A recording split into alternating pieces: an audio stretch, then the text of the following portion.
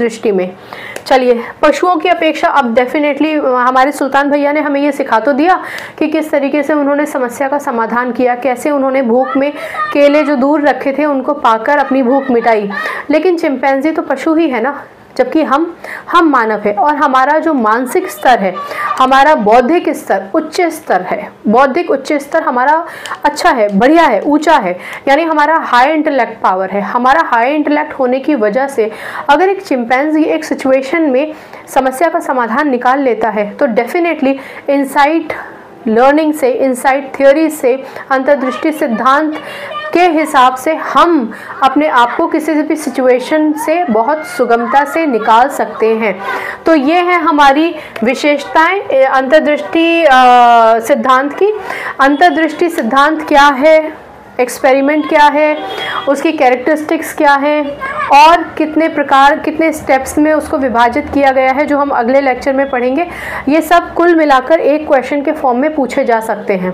तो आपको अपने शब्दों को इस तरीके से चयनित करना है कि आप वो लिखें जो बहुत ज़्यादा ज़रूरी है। यहाँ जब हम लेक्चर लेते हैं तो आपको समझाने के लिए काफ़ी कंटेंट हो जाता है, ठीक है ना, क्योंकि एक सेंटेंस को भी समझाना है। लेकिन जब आप एग्ज़ाम लिख रहे हैं तो आपको सेंटेंसेस को समझाना नहीं होता, आपको सिर्फ मुख्य मुख्य बिंदु लिख देने होते हैं, ताकि आप अपना एग्जामिनेशन टाइम से करें। ये नहीं कि पहला क्वेश्चन लंबा है, ज़्यादा वेटेज है, तो इसी में आपने सारा समय ज़ाया कर दिया, ठीक है ना। एमए प्रीवियस का ये सिलेबस है, एमए एजुकेशन में। अगर आपको कोई इसमें डाउट हो तो पूछ लीजिएगा। मैं आपको फिर याद दिलाना चाहूँगी, अर्नेस्ट हिलगार्ड के नाम से अगर आपको ना मिले, सिर्फ हिलगार्ड मिले या फिर एटकिंसन हिलगार्ड मिले, तो आप कंफ्यूज ना हो जाइए, किताब का नाम वही रहेगा, इंट्रोडक्शन टू साइकोलॉजी, ठीक है ना।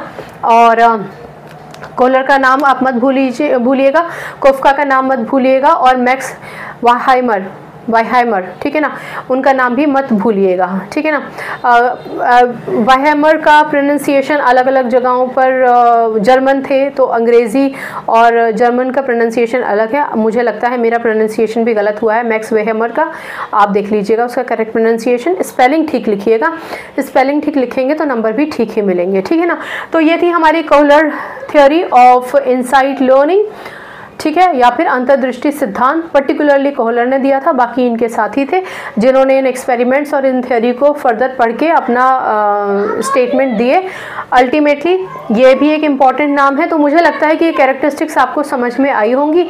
अगर कोई कन्फ्यूजन है किसी तरीके का तो पूछ लीजिएगा, और एजुकेशन सब्जेक्ट से अपनी केमिस्ट्री, अपना रिश्ता अच्छा बनाइए, शिक्षा ले आइए। अगली बार मिलने तक अपना ख्याल रखिए, खुश रहिए, नमस्कार।